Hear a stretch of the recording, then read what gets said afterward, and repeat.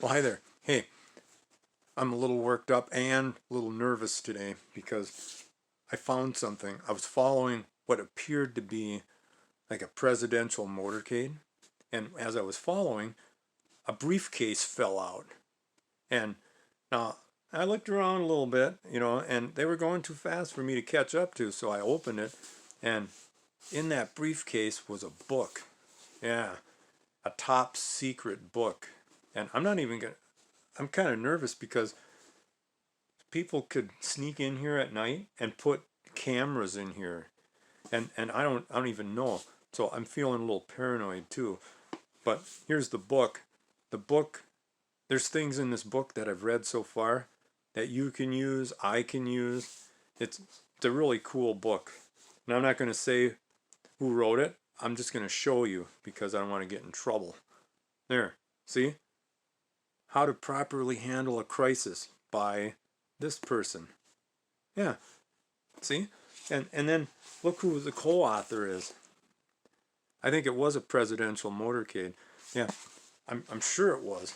And so in this book, How to Properly Handle a Crisis, there's 8 steps for a crisis. There's other things in here too. Okay, let me just show you. You know, I'm going to go over the 8 steps quick. But somebody responded to one of these videos I made, and she said that I'm uneducated and I need help with my serious mental problem. Now, you might agree with her, and it's possible. It is possible. I mean, it could be. Probably is. So, but anyway, she might have one too. Yeah, because, okay, so here's the 8 steps. Number 1, ignore the crisis. That's in this book. Ignore the crisis. Yeah. So just somebody asks you about the crisis, say, what crisis? Yeah. Just ignore it and it'll go away. Well, probably not. So number 2 is do not visit where the crisis is. Because if you're an important person, there's going to be cameras, there's going to be all kinds of people around. So stay away from the crisis. Don't even go close to it. 3. When asked about the crisis, respond with circle back or next question. Now right there, you can use that when you're getting a ticket. You're speeding, you're going 70 in a 55 and you get pulled over and the police officer says, "You know how fast you were going?" Next question.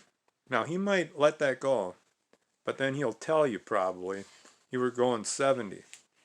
And then at that point I can say, I got this book on how to properly handle a crisis because if I get one more ticket, I'm going to lose my license. So can we just circle back in a week and just talk about this? And he'll give me a ticket probably. So anyway, number 4 is do not allow cameras or journalists where the crisis is. Yeah, it's simple because and a lot of this book is just common sense like that. If you allow the cameras in, then they're going to see it's a crisis. Number 5, if asked when you're going to visit where the crisis is, just laugh. Just laugh like it's a joke. And that's what, well, I won't mention her name, but that's what she did. And you've probably seen that. You probably did. I mean, I bet you did.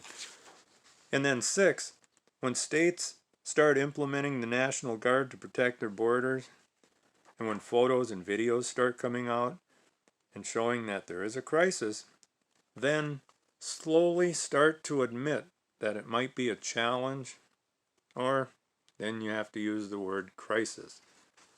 There, and see? And that's number 6. So it's kind of like if you're behind on your mortgage for 6 months and you're in foreclosure and now they're going to have a sheriff's sale, and now you probably have to start to admit that it's probably a crisis. You're going to be living in the street. So, and then number 7, blame the crisis on the previous administration. Now, the whole blaming thing, that started way back in the Garden of Eden. You know, the serpent talked Eve into taking the fruit off the tree that she was told not to eat of, and she ate some, and then she gave it to Adam. He ate some, and then when God was confronting them in the garden, Eve blamed the serpent, and Adam said, "Well, this woman that you gave me, she caused me to eat of the fruit." Well, there the blaming thing has been around for a long time. Yeah. And then 8, finally, after almost 5 months, announced that you will be visiting where the crisis is in about a month, or when you get around to it. No rush, really. So there you go. And if you see this book in a bookstore, just pick it up, because there's a lot of things in here. You wouldn't believe some of the stuff in here, but I'm not going to tell you. I might tell you later. But tomorrow, I'm going to be talking about electric airplanes. Yeah, because we need to get out of the fossil fuel now and start having electric airplanes and stuff. Maybe you could bring some extra batteries with too. Well, anyway, have a good day.